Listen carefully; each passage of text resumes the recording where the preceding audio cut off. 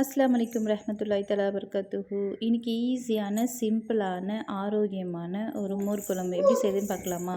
நான் கொத்தமல்லி தண்டு எடுத்திருக்கேன். கொத்தமல்லி எடுத்து வச்சுட்டு தண்டு இருக்கும் இல்லையா, அந்த தண்டு எடுத்துக்கிறேன்.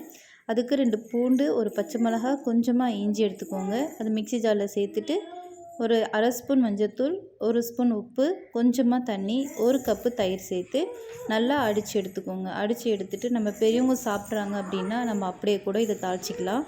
இல்லை அப்படின்னா நம்ம இதை வடிகட்டி எடுத்துக்கலாம். இந்த சக்கையெல்லாம் இருக்குது இல்லையா, அந்த நாராக இருக்கும், அதெல்லாம் பிள்ளைங்களுக்காக அது தொண்டையில் மாட்டிக்கும். அதனால் அதை மட்டும் புழிஞ்சு எடுத்துக்கோங்க.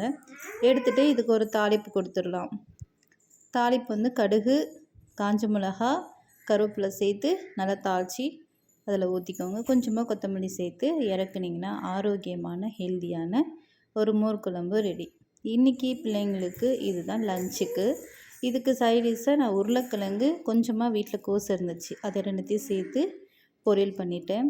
இந்த மாதிரி செஞ்சு பாருங்கள். நீங்களும் ட்ரை பண்ணி பார்த்துட்டு எனக்கு கமெண்ட் பண்ணுங்கள். அஸ்ஸலாமு அலைக்கும்.